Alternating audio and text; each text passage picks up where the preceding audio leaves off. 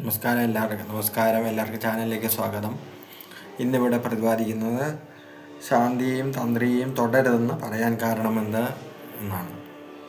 ശാന്തിയും തന്ത്രിയും ഈശ്വരനെ പൂജിക്കുന്നവരാണ്. തൊട്ടു ചന്ദനം ചാർത്തുകയും അതുപോലെ കളഭം കഴിക്കുകയും മറ്റു പൂജകൾ ചെയ്യുകയുമാണ് ഇവരുടെ ധർമ്മം. ക്ഷേത്രത്തിൽ പ്രവേശിക്കുന്നവർ ശാന്തിയെ തൊടാൻ പാടില്ല. തൊടുന്നത് എങ്ങനെയുള്ള ആളാണെന്ന് അറിയില്ലല്ലോ.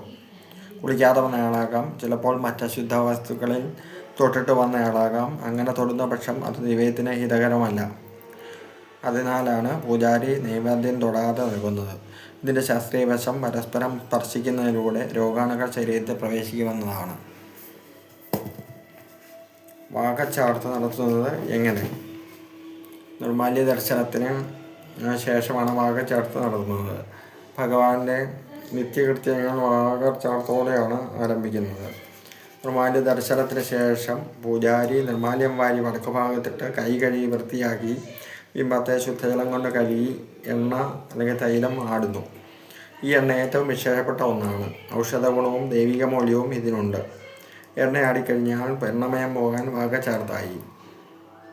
അതിനുശേഷം പുണ്യാഹം, സപ്തശുദ്ധി, പുരുഷ സൂക്തം അതായത് ദേവസൂക്തങ്ങൾ എന്നിവയിൽ അഭിഷേകം ചെയ്ത് പൂവും ചന്ദനവും ചാർത്തുന്നു. ഈ സമയം ഉദയസൂര്യനെ പോലെ പ്രകാശിക്കുന്ന തേജോമയമായ ദേവബിംബത്തെ ജനങ്ങൾക്ക് ദർശിക്കാൻ കഴിയുന്നു.